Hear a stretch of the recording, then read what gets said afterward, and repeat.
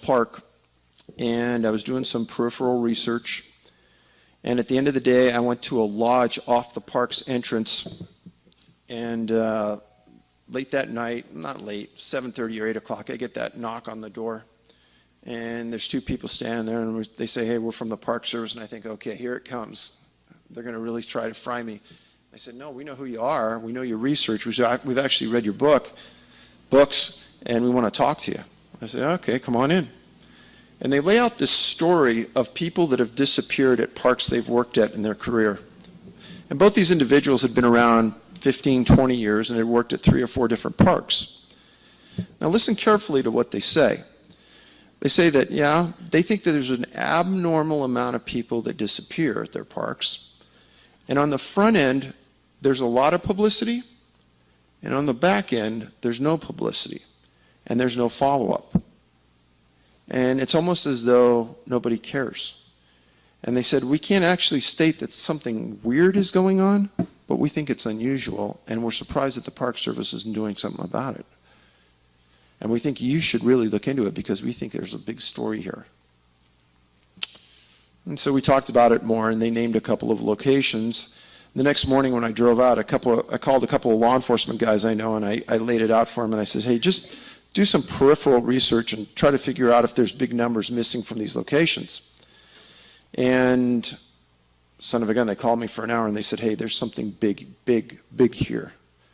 And the biggest thing right away that we found out is that if you go to the website of any municipal law enforcement agency in the western U.S. that's moderate in size, we're not talking huge, just moderate in size, on that law enforcement website, there's going to be a section about missing people. The National Park Service has a contingent of federally trained law enforcement officers. These aren't guys and ladies that go pick up garbage at the campsite. These are federally trained, better trained than most of the guys that work in the cities around here, federal law enforcement officers, and then they have another category called special agents that do all the follow-up on their work. Those are like the detectives. So right away, we couldn't find any information about missing people inside the Park Service. Kind of odd. And when I got back, I made some inquiries, filed the Freedom of Information Act request, probably over 50 of them by now, and things only got more murky. And as we started to work on this, we started to figure out that there were clusters of disappearances in North America. Even more weird. And the way we found this out is we filed the Freedom of Information Act against the Park Service, asking them for a list of the missing people inside their system. Now, I could teach anybody in this room how to keep track of missing people in 15 minutes or less with a clipboard and a binder paper. The date they disappeared, their name, the location. That's it. You don't need some massive computer system. You don't need some interlink system. There is your tracking device for the park. Park Service comes back and says, we don't have any lists of missing people from any of our parks or anywhere in our system. So initially, 3 of us in a room looked at each other and said, this has got to be some kind of semantical error on our part. We just wrote this wrong. So we had another researcher write it in a different way. And about 3 weeks later, we get a response back, no, we understood your first request. We don't have any lists of missing people. So I called the head of the Freedom of Information Act for the Park Service in Denver. Very nice lady. Charis, C-H-A-R-I-S Wilson. Very nice. Very helpful. She goes, Dave, it's embarrassing to say we don't have any lists according to the parks. I said, none? None. I said, okay, now I'm going to start pulling some strings here. I've written 2 books, published 2 books from a fairly big name publisher. So according to the Freedom of Information Act, I can get what's called a publisher's and author's exemption to any costs incurred when I make a request under FOIA. So I requested that, and I asked for a list of all missing people inside their system and all missing people from Yosemite National Park. 6 weeks later, I get a call from an attorney in the Park Service. I know something weird is going on. Mr. Paulides, we got your request, and we're gonna charge you. We're not gonna respond or authorize the author's exemption. I said, why not? Well, we looked, and we have determined that your books aren't in enough public libraries to qualify. I said, can you point to where that is in the FOIA? We're not going to address that. It's nowhere in FOIA. That is not one of the criteria. It says published author.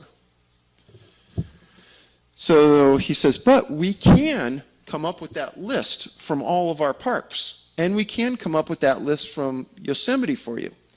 From Yosemite, that list is going to cost you $34,000. And the list from our parks is going to cost you $1.4 million. This isn't a joke. So I put him on the speakerphone, and I said, say that again. Some of the guys, all law enforcement guys are sitting in the room. After we got off the phone, we said, we were even more determined than ever because we knew something is really, really wrong.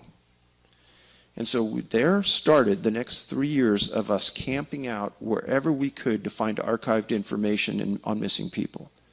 And we just honed in, first of all, on Yosemite because it was in our backyard. And that is the cluster of the largest mass of disappearances in the wilds of North America anywhere. And folks, I'm not talking about mountain climbers who disappeared on the side of El Capitan, people who fell into rivers, people who were suicidal. All of those were eliminated.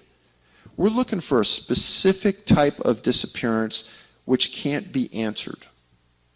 We're talking about the true whodunits. Nothing like this has ever been done before. So, talk about the Rangers. Initially, lots of publicity, then none. No tracking mechanism for all the distant people, and the attitude of their own national park system wasn't correct. Also, another thing, people that disappear inside national parks, 80% of the time you'll never find them on a database, anywhere in North America as a missing person. Why? That's not right.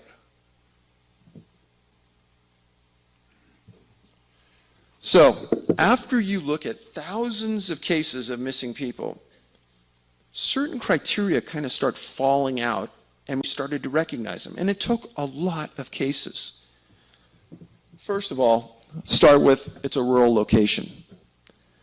Dogs were involved in a lot of the disappearances, meaning the people disappeared with the dog disappeared with the person. Dogs were involved one way or another. Strange one, and I'll talk about this. This year, I was invited to give a presentation just like this in front of the National Association of Search and Rescue Professionals at Harvey's Lake Tahoe this last summer. 3,000 people from all across North America. 2 of their administrators read my books, and they said, Dave, you got to talk. And I'm telling you, I hit a bone with them.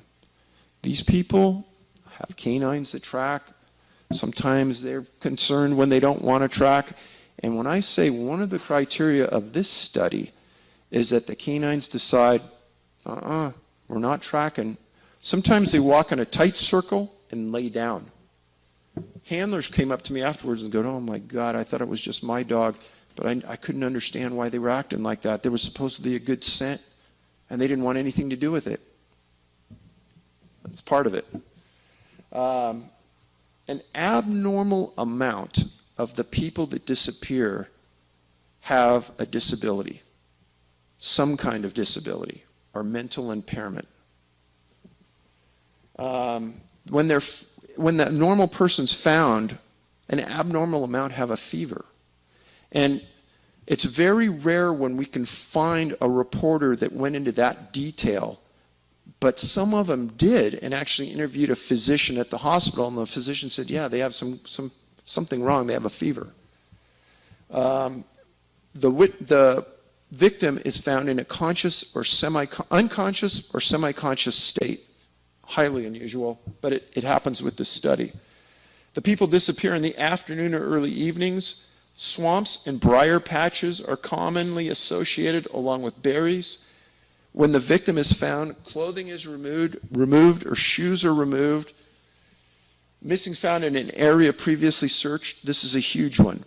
You interview search and rescue people and they say, we searched that area 30 times. We were in that surrounding area all day and night for 3 weeks, and then all of a sudden they showed up there. How? We have no idea. The victim can't or won't remember what happened.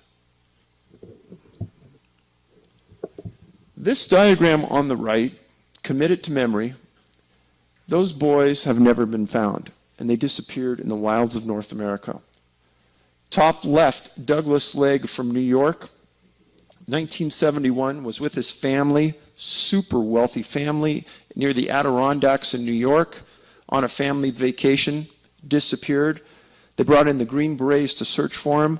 They tracked him supposedly over 50 miles around the outskirts of Lake Placid, New York, and back down the other side through the roughest part of the high mountain peaks in New York.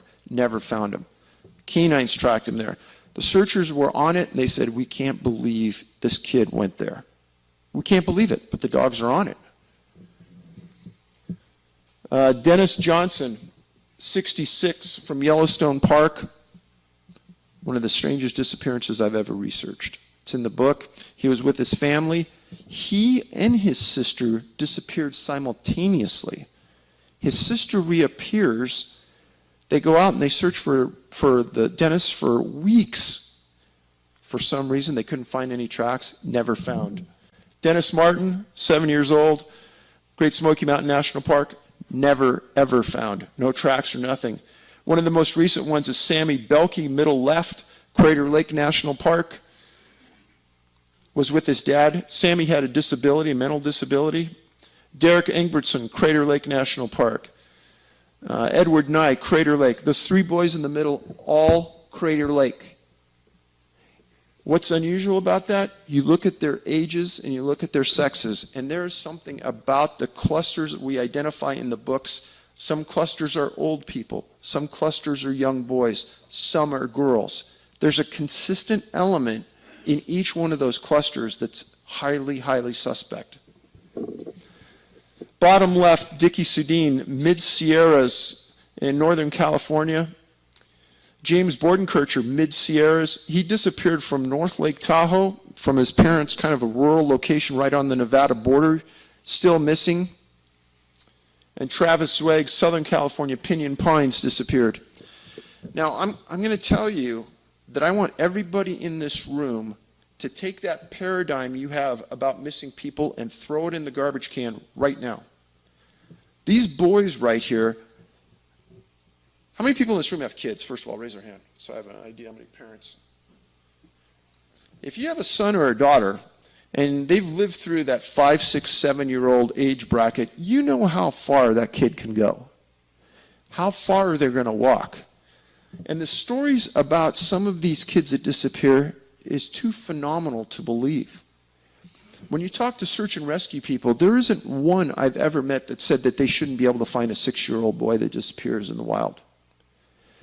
Now, animal attack has been eliminated from this. If there's an attack on a child by an animal, there's going to be a scene. There's going to be blood. There's going to be hair. It's going to be obvious, and the canines will hit on it. That's not what happened here. In this diagram right here, the boys were 2 to 14. 3 boys were 8 years old. This is about women who disappeared now. Teresa Breyer, Shut-Eye Peak, kind of up above Fresno in the Sierras. Stacy Aris. That one right there, I will never give up on this case. I lived in Los Gatos, California for about 20 years, Northern California, right outside of San Jose. Stacy lived in Saratoga. And right when we started on this, that was one of the first cases that I got hit with. It was in '81. She was with her dad, and they were in the high Sierras of Yosemite riding horses into a backcountry area with 6 other people. They ride up to these cabins that are in the middle of nowhere, and they had rented them with the backpacker and the horseman. They get off their horses. Stacy and her dad go into one of the cabins that they're sharing, and she comes out with her dad, and she says, "Hey, Dad," she's got her camera. She goes, "I'm going to go over to this point right here. I'm going to take some pictures, and I'm going to go with this other man, a 71-year-old man who was on horseback." She and the 71-year-old man walk 20, 30 yards out to this point, and they sit down on a boulder. She's taking pictures with him. Everyone can see them. They're not very far away. In this portion of Yosemite, there's a lot of boulders of granite, a lot of just straight granite. She tells this man, she goes, "I'm going to walk down to that lake right there and take some pictures of the lake, 200 yards away." Okay. So her dad and everybody sees Stacy walk by herself down to the lakes. That was the last time Stacy was ever seen. I talked to her uncle, who was part of the search team, and they said, "Dave, we searched for a month. Only one thing we ever found, and that is right at the entrance to the lake area, when they were walking in amongst the trees, they found the lens cap to her camera sitting on laying on the trail. Last thing they ever found." Now, what's important about this case is that I've made a Freedom of Information Act request for the Park Service for this case file. Every other case file from the Park Service where I name the person and the location and the date, if I spoon feed it to them, if I lead them to it, I'll get it. I lead them to this case, and they say, "No, you can't have it." I said, "What?" "I've never had that happen." And they said, "No, we're not going to release that case." I said, "Give me an explanation." "No, we're not going to give you one." A week later, I get a call at home from the special agent in Yosemite that has this case. His last name was Yu, Y-U. I'll never forget it. Yu says, "Mr. Paulides, why do you want this case?" Violation of federal law and the Freedom of Information Act. The government entity that you're filing the Freedom of Information Act against cannot use your reason as a rationale to give you the case or deny the case. It's irrelevant to them. I said, "Hey, Special Agent Yu, I'm going to be polite. I'm an ex-law enforcement guy, but that's an inappropriate question. You can't ask it. I can ask anything I want." "Okay. So I want this because I'm writing a book. We're keeping track of missing people. I want to understand the circumstances of how Stacy disappeared." He says, "Well, she disappeared. What else you want to know?" I said, "Is this a missing persons case or is this a criminal investigation?" Two different types of cases in the law enforcement world. If there's a crime involved, it's a criminal investigation. Missing people is not a crime. Now, if there's a suspect in the disappearance, then it's kidnapping or abduction. Now it's criminal again. So I asked him that. He says, "No, straight missing persons case." Okay, are there any suspects? No. Has anyone touched the file in the last 15 years? Not that I can tell. I said, "Then what's the reason you're denying me access?" "Yep, we just made a decision that on this one you're not going to get it." Okay, so I appealed through my congressman, and I got denied again. So I went to her uncle, and I said, "Hey, why would they be denying me this?" And he says, "Well, have you gotten other cases?" I said, "I have a stack in my room that's 10 feet tall." And he says, "I have no idea, Dave." And to this day, I have never seen that case file. I wrote about it. I wrote about the elements I just told you. And we accumulated probably 20 different articles so we could kind of piece the story together. What happened to Stacy Harris? I don't know. But it's troublesome when a federal agency says they have to give you information and they won't. If I had the money, I'd probably take them to federal court and sue them for access. We don't have that kind of money. Lynn Olson in the middle left, I write about her. She disappeared from Wyoming. She was staying at her grandparents' dude ranch. She went down to a lake to take a summer swim, disappeared. They found a pile of her clothes under a tree, never found her again. She wasn't in the lake. Marjorie West was picking wildflowers, disappeared in Pennsylvania, Anna Waters disappeared from Half Moon Bay, California. Very strange disappearance. Thelma Melton, Great Smoky Mountain National Park. Gloria McDonald disappeared from a state park in Arkansas. And Ruth Jacobs disappeared from Amador County in California. And those are 9 of the biggest whodunits you'll ever see. But there's 400 of those cases that we write about in both books. People should never disappear and not be found. Grab that thought. If somebody disappears in the wilds up there in the hills, they should always be found. Because once somebody dies, after about 1 week, your body starts to gas up, it gives out specific odors, and canines can actually pick out a body that's decomposing under the water and are giving out minute amounts of bubbles. They can pick out the body on top of the water. So to not find a body after weeks, let alone days, it's very strange.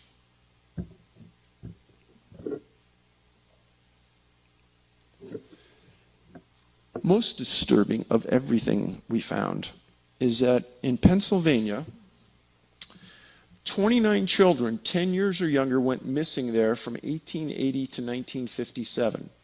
In 1941 alone, 3 children vanished 5 months apart and were never found. There is no state in the United States where there are so many children missing and never found. Ever, anywhere. There are actually clusters. We made the entire state of Pennsylvania a cluster. There are actually clusters inside the state where these kids have disappeared. I've had hundreds of emails about this since people read the books, different hypotheses and things, nothing really concrete, nothing solid, but it is very, very strange. Again, the continuity in these disappearances, the commonalities that occur are mind-boggling. It's almost as though you're reading the same report time after time after time where the elements of these people have vanished.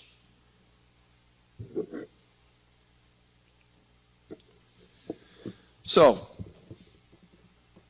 when we finished the study initially and the 2 books were written, there were 30 clusters of disappearances in North America. Now we've identified 4 more. 3 or more missing from each cluster minimum. Maximum, there's probably over 30 in Yosemite and a few other locations. The top locations, Yosemite, Crater Lake, Mount Rainier, Sequoia Kings Canyon, Great Smoky Mountain, Glacier, and Rocky Mountain National Park. This is the map, and this is a map we keep updated of the disappearances. This is just outside of Los Angeles, some of the huge mountains that are around the LA basin. Surprisingly, a lot of kids and young adults have vanished permanently and never been found that fit the criteria. This is Yosemite. Starting right here, this is the area around Mount Shasta. And then you can almost draw a straight line up through the Cascades. And now that map would have 3 or 4 more dots in Oregon and Washington where there have been disappearances and clusters identified. Then you curve around the north into Idaho, Montana, down through Wyoming, Colorado, unbelievably down in Arizona. On the far right, the big cluster on the bottom right is Great Smoky Mountain National Park. And then up through the panhandle of the northeastern United States, you talk about disappearances. I mean, probably now we would add another 20 or 30 in the last 18 months that aren't even on this map. But if anybody follows the Appalachian Trail, something about the Appalachian Trail and disappearances of people, and I can't put my hand on it, I don't know why, but the Appalachian Trail walks right through the heart of many of those East Coast clusters. A strange circumstance. Talk about one case that kind of epitomizes what we found in a majority of these cases. a boy named Keith Parkins, 2 years old, from Ritter, Oregon. And Ritter is sort of on the eastern edge of Oregon. He and his family went to go visit their grandparents' ranch. And there are booklets that are written for search and rescue teams to follow. And it's kind of a guideline on how you set your grids, how far out you look, how you allocate resources. So 95% of all children 3 years old or younger are found in 2 miles or less from the point they're last seen. An important statistic when you're out searching for those kids. So an article, April 11th, 1952, says a little boy ran and stumbled over 12 miles in 19 hours, was found unconscious this morning, and is expected to recover. His mother said the boy has apparently forgotten his night of horror. His pants, she said, were torn to shreds, and he climbed through fences and brush in the mountains. That's a direct quote from the article. Okay. 3 years old. Okay, I have 2 kids. I remember what they were like when they were 3 years old. Could they run or stumble or walk or crawl 12 miles through the mountains in 19 hours? I want to find the kid that does that. I don't believe it's possible. How he got over fences and through creeks and rivers? How do you do that? So Keith crossed 2 different mountain ranges, several barbed wire fences, creeks, and was found in a dry creek bed. Another important statistic in these studies is that people are found in or near creek beds. But when we wrote this up, 4 of us were sitting in a room, and it's like we had an epiphany all at the same time. My question to you is, what were searchers doing 12 miles from the location 19 hours after the event?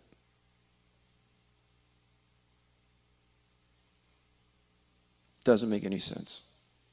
No sense. It makes no sense. There's no way any searcher in the world would do that.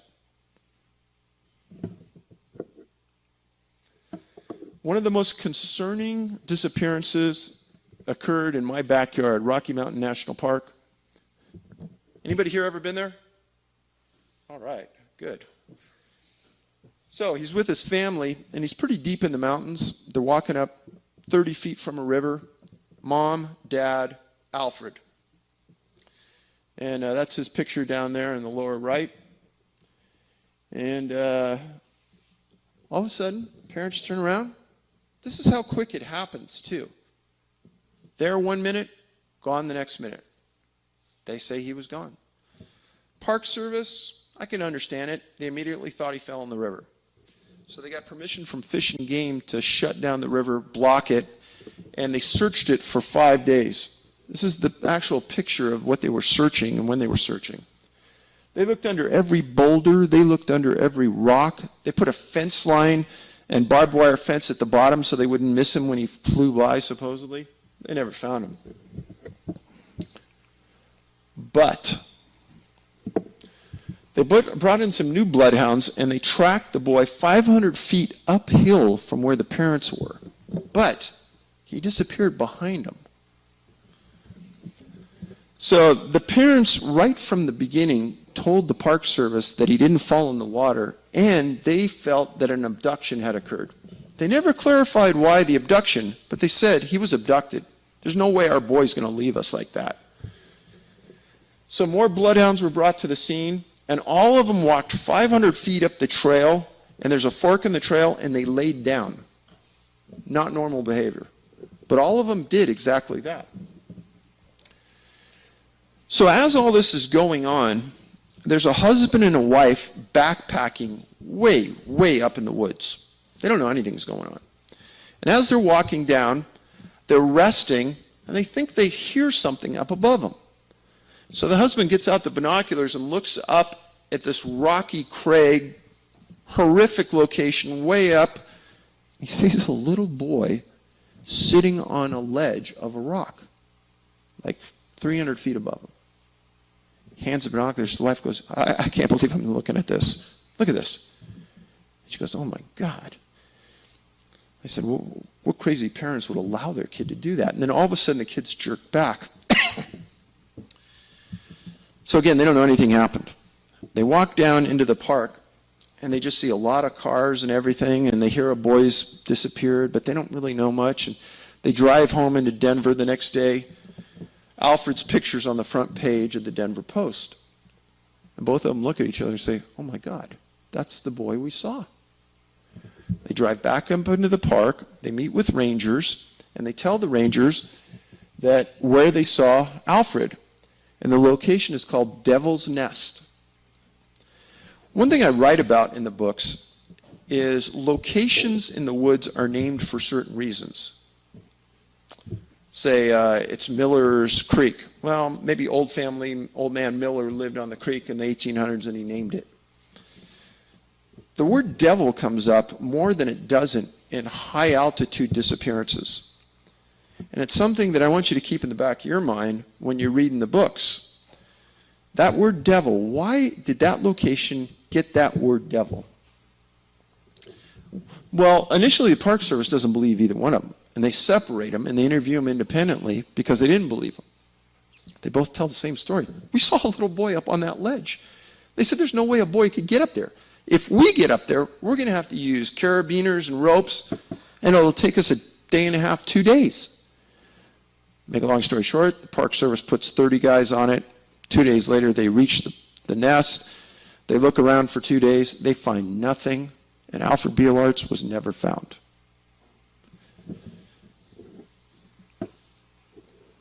Dennis Martin, this is the case that probably bothers me the most out of any of them, just because I've interviewed the dad.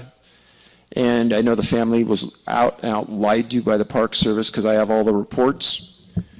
He was with his dad and his grandfather at a place called Spence Field, which doesn't have any public roads going to it. And it's like a big open field where people camp at, surrounded by very thick woods. And the Martins, Mr. Martin, his dad, Dennis, and his brother are just kind of running around the field, and the brothers are kind of playing. And you're going to see in these books that there's coincidences that can't be explained. And when I first read this, I read it 4 times before I could believe it. This is how strange this is. The Martins are up in this field by themselves. Nobody else is around.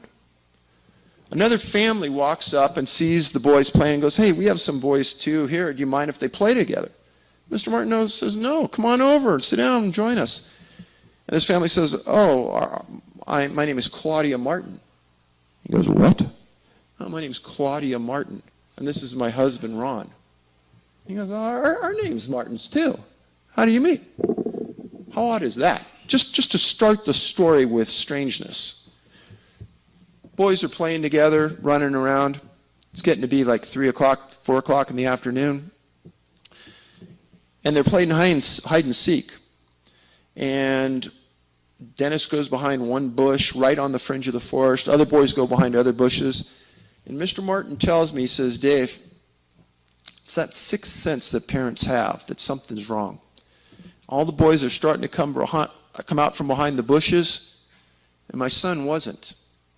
I got up and walked 40 feet right over to that bush, and my son wasn't there. 15 feet away is the Appalachian Trail going south through the Great Smoky Mountains National Park, and I took off on a dead run for 2 miles. And I didn't hear anything, I didn't see anything, and we never saw my son again. Appalachian Trail. Now, there's a whole lot of high strangeness that went on with this story. Within 3 hours when Dennis disappeared, it started to rain like it never rained in years at that park. And it rained straight for 7 days. Another commonality in many of the disappearances I write about is bad weather hits the area right after people disappear or right when they disappear. So Dennis disappears. Within 2 hours, there's 100 rangers at the location searching. Within 48 hours, there's Green Berets that show up. Now, I did a little research about this. 99.999% of the time, it's local National Guards people that come and search for missing people. Why? Because they're in the community, they're close, they're readily available. The Green Berets signed an agreement of secrecy with the government that they'll never state what their mission is, they'll never state what they're doing.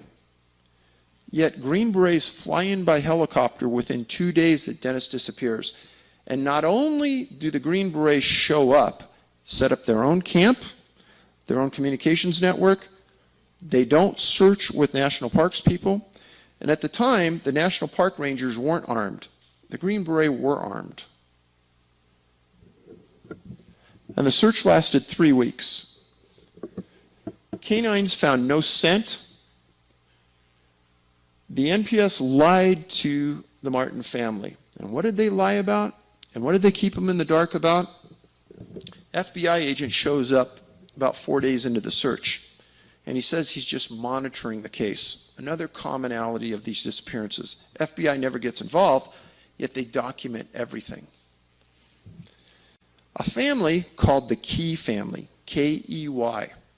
The day Dennis disappeared, they come into the park and they go to the Park Service. They go, yeah, we're here with our family and we want to see some bears.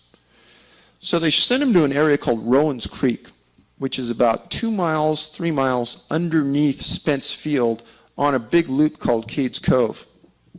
And the family walks in. About an hour or so after Dennis disappears, the Key family is down below them by about 2,000 feet. And their boy stops mom and dad and says, hey, look, that looks like a bear up there. The dad says, that's not a bear. Kind of looks like a man hiding behind the trees. And it kind of looks like he's so dark we can't even see him hardly, but he's darting in between all the trees. Key family doesn't know that Dennis Martin disappeared. So at about this time, they hear a scream that they describe as the worst scream they've ever heard in their life. And it scared the family. They went back to their car and they drove home. The next day, across the front of the Knoxville Times, boy disappears in park, 3:30, blah, blah, blah. Mr. Key looks at this and goes, I wonder if we could have seen something that applied to that disappearance. So he calls the FBI and he says, hey, I'll meet you guys at the park and I'll show you where we were so you could kind of connect the grid lines. FBI agent says, no, we'll come to your house. First of all, highly weird. I'm the agent. I want to see exactly where they saw it and I want to understand it. So FBI agent goes out. Mr. Martin had an agreement with the Park Service that he would be told of any leads, anything, anywhere.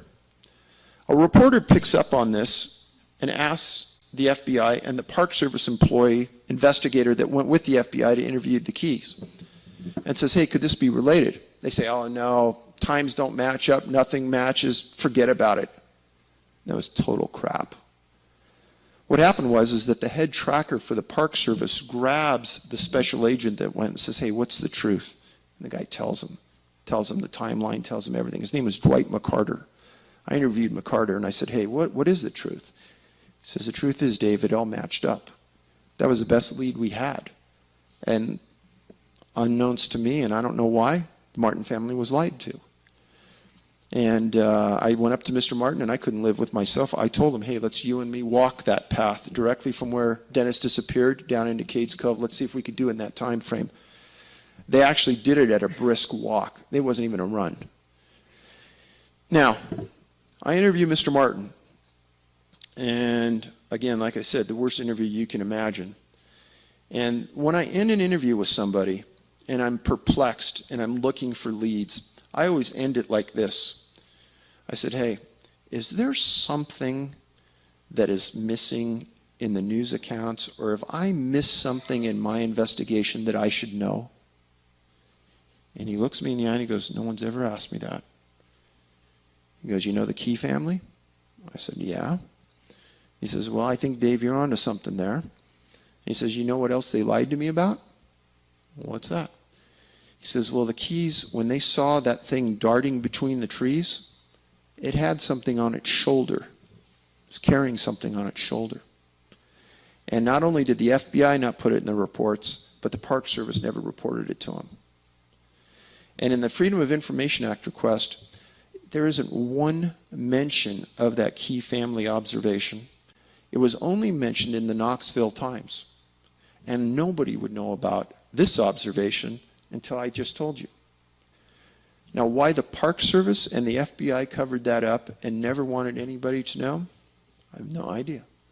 But I can tell you that Mr. Martin told me, he says, Dave, in 23 years, I have not talked to one reporter, and I never will again. And the reason I'm talking to you is you seem like an honest person and you'll tell the truth. I go, you got that right. He goes, they've never told the truth. How would you like to lose a son and know that? This is actually a trail where Trini Gibson, a 16-year-old female, disappeared in the Great Smoky Mountains National Park. That's how thick the woods are right around it. In total, 4 people have disappeared in that park and never been found. The most recent one was in 2008. That was right on the perimeter of the park, Michael Heron. Now, a very peculiar story and very disturbing involved the disappearance of a boy named Bruce Haig, 16 years old, Boy Scout. He disappeared inside the park. He was at the back of a line of Boy Scouts, vanished. They searched for him for weeks. Finally, they found all of his gear in the middle of a river on a boulder. While it was snowing, and there was 3 or 4 inches of snow everywhere. The assumption is that in the middle of this massive snowstorm, he waddles into the river, takes his backpack off, takes everything out of the backpack, and neatly puts it on this boulder in the middle of this river. They search. They decide to go upstream, and 2 miles upstream from where they found his backpack, they found Bruce Haig dead sitting against a tree, frozen to death. The disturbing thing about that story is that Bruce Haig's pants were pulled down to his knees, and his boots and socks and gloves were taken off. Now, that story may sound very, very strange, but even stranger than that is that at Crater Lake National Park, 19 years earlier, a guy named Charles McCullough disappeared. And Charles was at the lake during the winter as well, disappeared, and this was a year where they had 25-foot snow drifts around the lake. And at Crater Lake, there's one road that goes right to the lake, and then that's it. And essentially all the back country's closed. Charles just came there to take pictures. He didn't have any special gear. He didn't have anything except a little backpack. Vanished. 2 years later in the back country, I think it was 8 or 9 miles from the point he was last seen at the lake, some people were hiking in the wilderness and they found some bones that they thought were human, and they called the Park Service. And 2 rangers ride out to the scene. I interviewed one of those rangers. He said, Dave, 26 years as a law enforcement ranger, I've never seen anything like this. It disturbed me and my partner so much that we pulled out of there, put evidence tape around it, and called for an FBI evidence response team from Portland to come in and work the scene because we couldn't understand what happened. And we thought it was criminal. For a 26-year ranger who's found over 100 bodies in the backwoods to say that, you know something strange happened. What they found was a giant Douglas fir tree had fallen across this little creek. On the other side of this giant Douglas fir is they find a pair of pants, Levi's, the belt buckle undone, the pants and zipper undone, and the pants, he said, it looked like the boy had melted right into the pants. They were completely right down to his socks. And he says, but you see, the belt buckle was undone. The belt buckle on the pants was undone, and the zipper was down, Dave. Remember that. And he says there was only one bone in the right leg, and it was a broken tibia bone. That's the shin bone. And he says in the socks there were little bones. He says we never could find the femurs, the hip bones, the shoulder bones, the spine. We found a small part of the skull about 15 feet away, and everything else was in the size of very small pieces of bone scattered throughout the area. But he says, Dave, I've recovered a lot of people over the years, and one thing I always find boots. because boots can last up to 100 years in the wild because of what they're made of. We never found his boots, Dave. And he says that ended up being Charles McCullough in an area that was absolutely inaccessible by anybody in the winter. Even in snowshoes, he said, because the piles of snow and the drifts were so large. Now, I almost stumbled out of my desk when I read the McCullough case and the Haig case and their similarities. And I don't know what to make of it. And as the ranger, the law enforcement ranger who's found 100 bodies in his 26 years said, that isn't normal. How he got there, why his pants were down to his socks like that, I have no idea. Now, in the books, you're going to see me talk about coincidence quite a bit.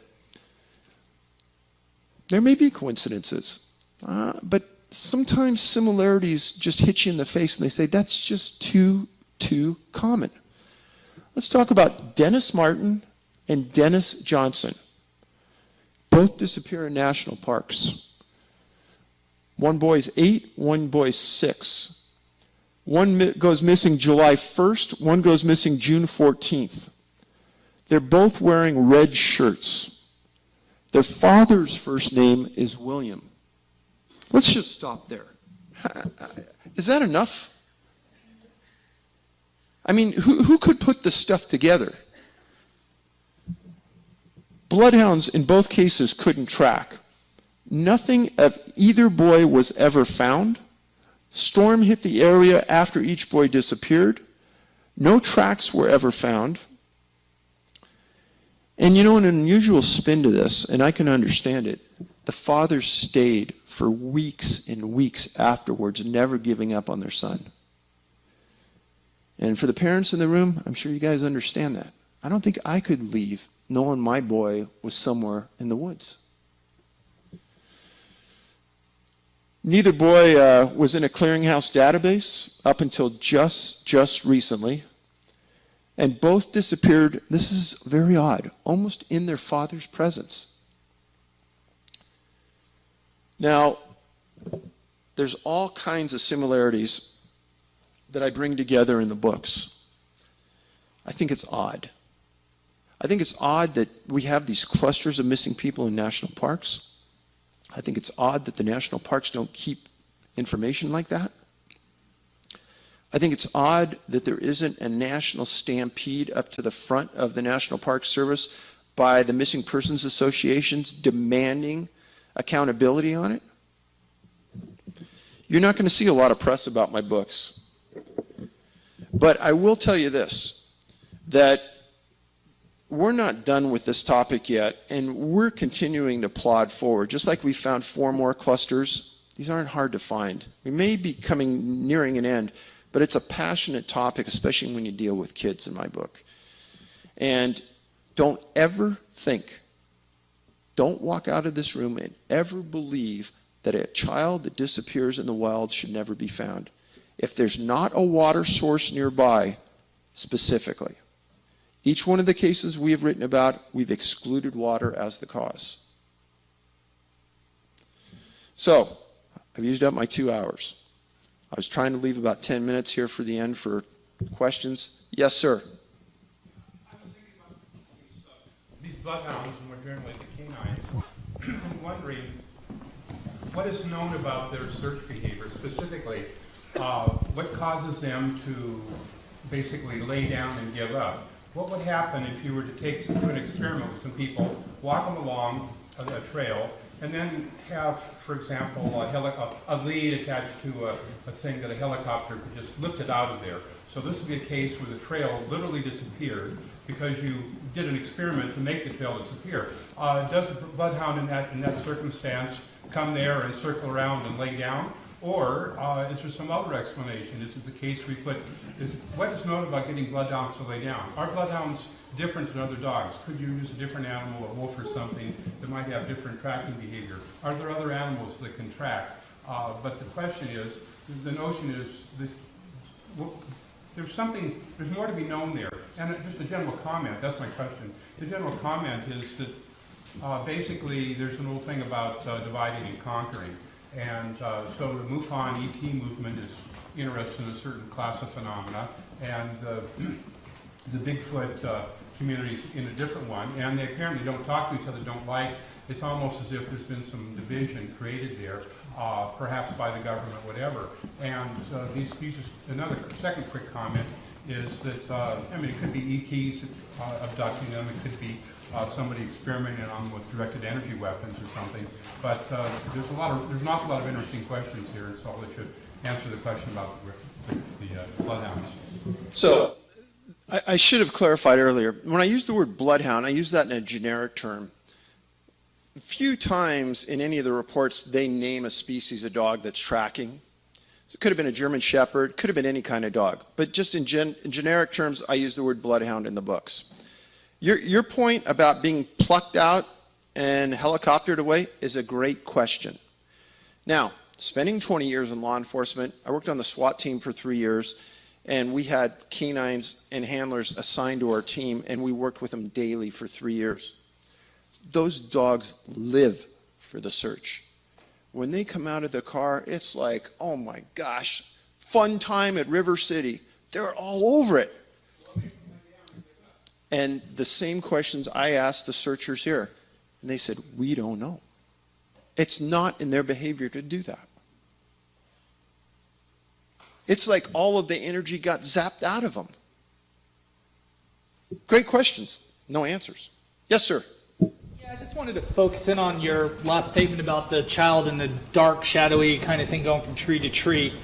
If the person was able to see in the distance with the binoculars or whatever that there was a child on this person's shoulder or whatever back, how did they, if they could see that detail, how did they describe the person that was dressed or the thing dressed in black? No, they never said that they saw a child. They said it was carrying something on its shoulder.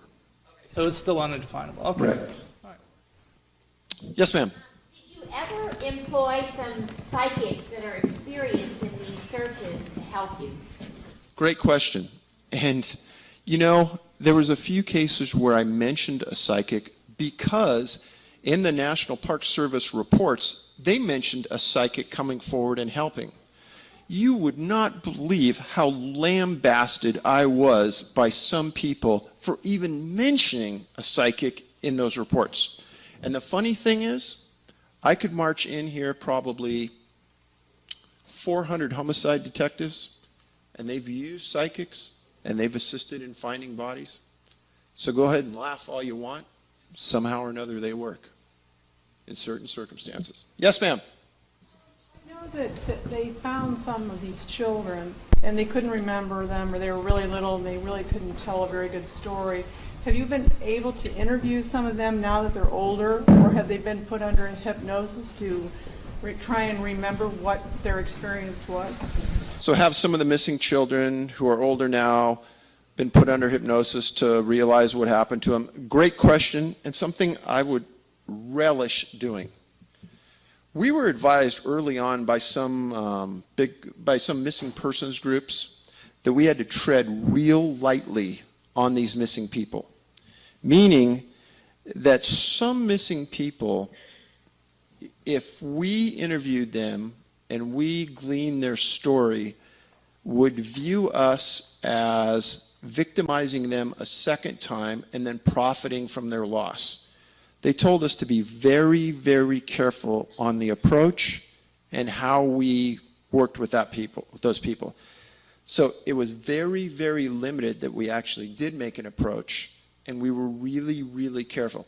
In the perfect world, I would like to get every one of these people that lived through the experience at a conference like this, and a group go through hypnosis and understand the commonality of what happened, because I think there's something there. Sir? You said that some of the missing children were later found, but what was the longest duration of time in between when they were missing and when they were found? Probably 3 days, 4 days, 5 days, right in there. Bodies were found sometimes 10 days. In the incident of McCullough, about 18 months. Yes, sir. One of the times you were on Coast to Coast with George Knapp, I believe George brought up the theory that this could possibly, it sounds like alien abduction in some of the stories. Have you given that theory any more thought? So, during the last year, I've probably got 3,000 or 4,000 emails. And unbelievably, I respond to everybody. And I think that's important. And I think that probably 7 or 8 I've received over the years were 10 pages long or longer. And they honed in on a hypothesis of what happened. And I can honestly tell you that 6 out of the 8 I would have never thought of a year ago. Yet, I couldn't exclude it 100% today. So, certain elements of this mimic other elements that we know about. So, yes and no. I mean, my eyes and my vision of what's going on has tripled in size. I hope I answered that. I don't mean to ignore it, but yes. Earlier, you said that after one of these abductions or missing persons takes place, you said that the weather changes pretty significantly. Is that 100% of the time, 90% of the time, 75% of the time? A large percentage of the time. Yeah. You said in one of the books that some of the victims had lacerations going from head to foot as if they were carried. You mentioned about the dogs that they lay down. That's also mentioned in the Bigfoot book, occasion that you previously mentioned.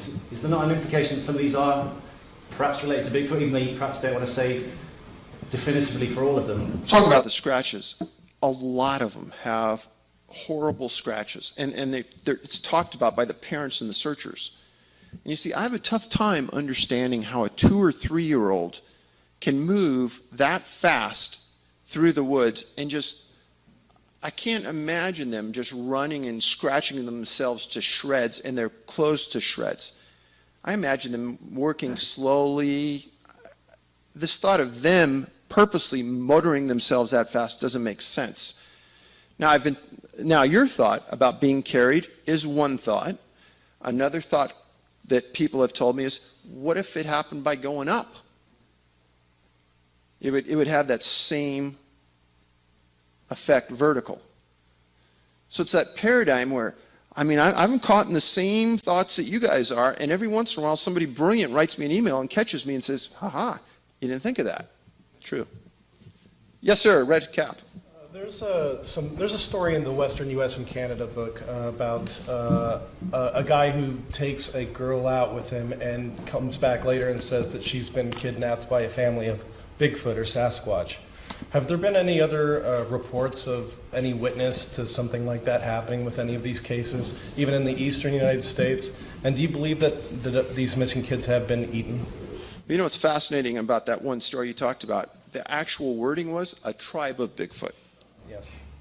And I thought, wow, that was years ago. That was Teresa Beyer. I don't know what to think. They arrested that guy for kidnapping and abduction, but they later released him too. So I know she's never been found. Sir? Do you believe that the majority of these are abductions? And also, I'm going to ask you your favorite question. Is there anything that you left out of these publications that maybe you've discovered since the release of these books that you can share that would shed some light on any of these cases? Is there anything I purposely left out of the books? No. And what was the other part? Are these abductions, in your opinion? I think in many of the cases, you would be foolish not to look at that angle. Sir? Have you done any research into the missing people on the Highway of Tears? We've looked at it. And we actually know some people in the RCMP. What that is that's a highway that runs through parts of British Columbia, and there's just been an inordinate amount of First Nations people, women specifically, that have disappeared.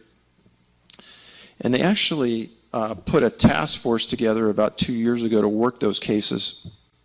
And it's unfortunate. It should have been done 10 years earlier. But there's a lot of whodunits. There's a lot of questions about what's happened there.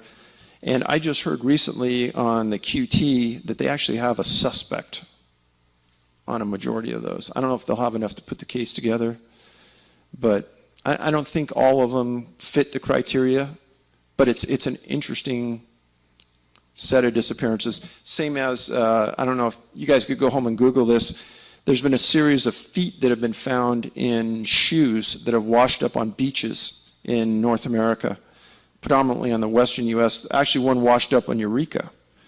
And where they came from, it's another big whodunit. Back row, bald man, yes, sir. Well, I'm not quite bald, but anyhow.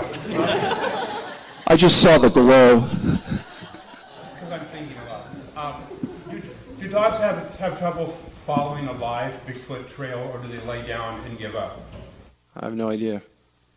Be interested in finding that out. Got to find a Bigfoot to track him first. Well, when one gets kidnapped by a tribe, that would be the time to launch some dogs to find out if they give up, they walk along and then give up. Yes, Steve? Dave, there was a disappearance of a young boy in Oregon a couple of years ago. I don't remember his name, but it got a little bit of press. Did any of the telltales of that case match what you've been studying? Not sure. Not sure which case you're talking about. I wish I could remember his name. I can't. It was a couple of years ago. Back row, yes. You said earlier that you saw a Bigfoot. Did I understand you correctly? Yes, sir. Could you elaborate on that? So most people would think that Patterson Gimlin and Bigfoot's walking through a riverbed and you get a good look at it for like 45 seconds. That is essentially never been heard of since and hasn't been heard of again. And what I tell people is you think about this. What is the ratio in the woods today of people with a device that could record what Patterson and Gimlin saw? What's the ratio in the woods today versus 1967? And these yo-hos catch him for almost a minute, and there's been nothing like that since. Why? I don't know. Sir? For your law enforcement background, you can size up people's demeanor, presentation, and what they tell you. As far as the National Park Service, their officers, are they telling you a cover story what they want you to hear, or are they taking you back on the low and telling you what's going on? They just can't tell you. So I didn't get to talk to you face to face, so I really couldn't size him up too well, other than I was a little surprised he wasn't nicer to me, knowing who I was. And I wasn't being belligerent or unfriendly to him. And for him to take that stance was unusual. So I really don't know how to take it. Yes? Is there, forgive me for listening to you very carefully, I just want to make sure you weren't parsing words. Is there anything that you unintentionally left out of the book? No. Talk about your sight. About my son? Your sighting. My sighting. Oh, I'm sorry. Oh, yeah, and then there was this. And I thought, so I don't usually talk about it, but I don't mind. So it wasn't that Patterson-Gimlin kind of sighting. And Scott Carpenter prepped me for what we were walking into and what we would be looking at. And I think that the more people that got this training, probably there would be many more sightings. So when you're in the woods and you're walking into a national park, start being observant the first time you hit that trailhead, because we believe that they're watching us a lot more than we ever believe. And they'll probably be laying down in bushes, and if you're not real cognizant, they're probably there. We walked in and we got into an area where Scott had maybe 12 or 14 DNA samples, and there's a giant row of bushes 15 feet in front of us. Giant, about 8, 10 feet high, thick. And when you stand back and you look at it, you're just seeing all that. Scott goes, okay, Dave, walk up there, put your hands like you're looking through binoculars, and take that big space and focus it down so you're looking at, say, a 6-foot diameter look. Slowly work your way from right to left and tell me if you see anything. And I'm going to work my way left to right. Holy cow. I went like 4 feet I said, Scott, I'm not going to blink. I'm not going to move. But about 8 feet over from the right hand fringe and about 3 feet off the ground, there's a face as well as me staring at me right now. And we had the staring contest until my eyes went dry. And I would move my head to the left, it would move its head to the left. I'd move my head to the right, it'd move his. And then I'd go like this, and it would go like that. A little later than me, not at the same moment. And like I said, right around the eyes, it had this whiteness that almost looked like a raccoon, but a totally human face. Hair around it. Only thing I saw was this right here. Guaranteed it was Bigfoot. Yes, sir. 2 things. You carrying a gun at that point? Good point. No, I wasn't. Oh, One of the rare times. I wouldn't go into a forest now that I've heard this without one. Yeah, well, we don't either. How far, talking to the Indians that you befriended, and also your person that you brought with you that was friends with and could speak your language, how far back in Indian lore, Indian history, do these go back with them? I mean, are we talking 1,000 years, 500 years, or recent, or 100 years? Well, Tule River was 1,500 to 2,000 years. And the elders I talked to, they'd talk back 150 years. They talked about a story where they were walking down a trail along the Klamath River, and they were walking to meet friends on a Sunday, and 2 Bigfoot and a little tiny, like a husband and a wife and a little tiny one, were walking the other way, and they said, this has been handed down from my grandmother to me, and they'll never forget it, that draped over their shoulders, they had kelp. Now, go back and Google kelp and the type of things that are in it. There's like medicinal qualities. There's all kinds of healthy things in kelp, including salt byproducts. And I thought, nobody could ever make that up. That's like way too good. So you hear those stories going back years and years. And then you read about Lucy Thompson and her stories going back to the late 1800s. Sir. Yes. The reason why no one has found a Bigfoot body or recent evidence of one having died is they do not live in our space-time. They are prehistoric like the Neanderthal man. When someone sees a Bigfoot, they're going through a portal like a time warp. So they're not actually in our time anymore, they're in their time. So the only Bigfoot bodies that anyone has claimed to have found have been hoaxes. And the same thing with the people that disappear. They're going through interdimensional portals. It may be one way, or may be a round trip, but they can come back in a different space-time. Okay, thanks. Just like when Steve Fawcett disappeared, the balloonist. Yeah. They couldn't find him anywhere. They had no idea what happened to his plane. And then, I think it was after the winter season was over, they claimed they found some bones. But I think that was just a cover story. And they never found Steve Fawcett either. Okay. Sir, in the back.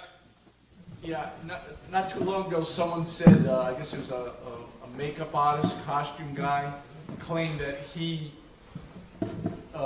made the Bigfoot costume for the Peterson.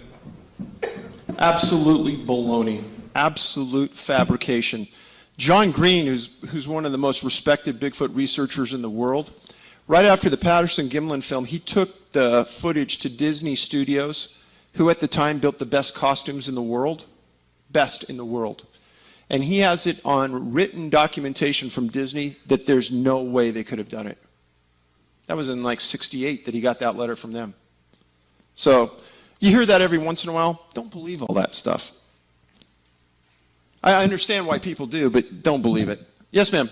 What was the source of the hair samples that were used for the DNA analyses Like, where did they get collected from? Over 38, I think, came from our organization.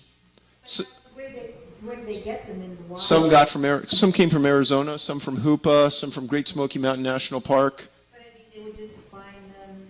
No. Like the source. I'm wondering what the source is. So one of them is, there's a story in Tribal Bigfoot, Raven Ulabari.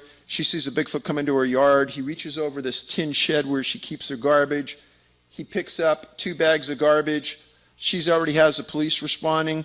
She sees him walk into the woods. The police drive into the yard. Over the metal tin shed, always Bigfoot will have hair growing in long mangles from their forearms for some reason. And a bunch was ripped off on this metal shed as he was pulling the bags over, and we got a big sample from that. That was tested. It was those kind of things. See it, get it, test it. Yes, sir. Is it the Olympic project that you work with? They apparently said they've got footage, video, that's very definitive. I think Noel Ketchum mentioned it, or perhaps you did on a radio show many moons ago, to go with the DNA. Is any release on that, perhaps, in the future? So the Olympic project doesn't have the footage. Adrian Erickson has the footage.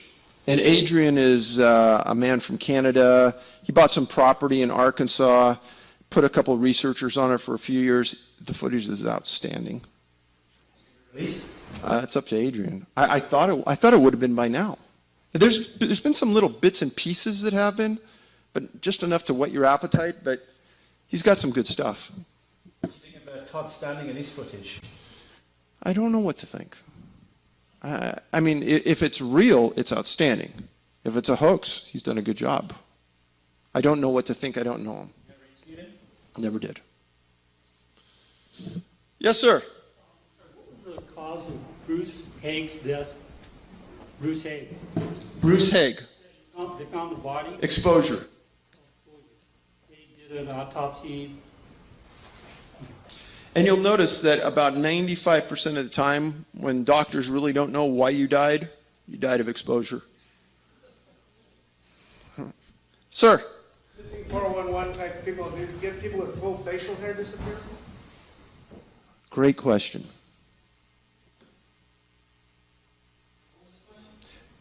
In Missing 411, do people with full facial hair disappear? You know, honestly, I don't remember one. I might be wrong, but it just doesn't hit. That's a good question.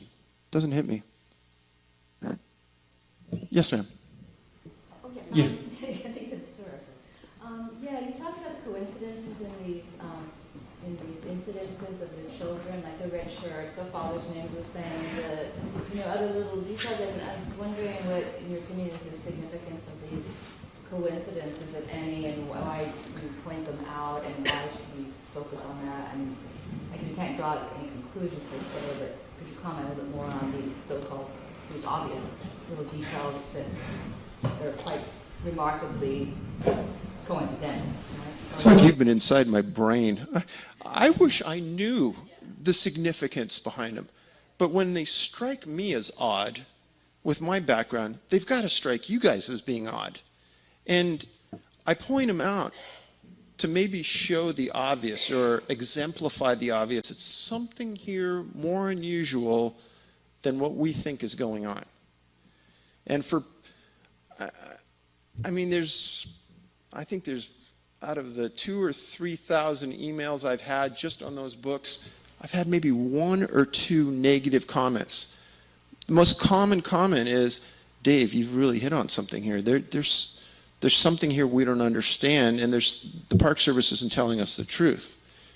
And I'm not saying it to sell books. I'm saying that, hey, we have 4 and 5 seasoned law enforcement guys working these cases all the time, and we're dumbfounded by what we find now.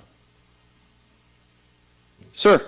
How much money, revenue is generated by visitors to national parks, and how important that is? Hundreds of millions. There's a guesstimate that $750 million a year is generated by Great Smoky Mountain National Park to the local economy. Sir, in the back, I'm sorry, go ahead. In your opinion, is that why they're withholding this information from the public, if there are these mysterious abductions going on in these parks? Well, let's think about that for a second. If the abduction scenario is truly as bothersome as it appears, then it's something that the Park Service obviously can't control. Does that make sense? If the government can't control something, what do? Exactly. Don't want to address it, don't want to talk about it, won't release it. We've heard about this before. And I'm not sure yet, and I'm not saying that yet, but it does seem to be not right. Sir in the back. Have any of the family members who were associated with their children being abducted experienced any missing time while on those excursions? Good question. Don't know the answer to it. Yes? I was wondering more about like what you said, the powers that Bigfoot had, or those that Hoopa described them having, like the telepathic or the hypnosis powers. Like, can you go more into that? You know, it wasn't the Hoopa people specifically saying that. It was the Clallam Indians in that 1924 article. But I've heard this many times over from other tribes in other parts of the U.S. Their ability to mimic not only people and relatives, but animals in the woods. I've had some Native Americans say, you know, one minute you're looking right at them, and the next minute you look at them and they're gone. And they couldn't have moved that quick to get out of there. There's a whole series of these things that are made as claims, but it's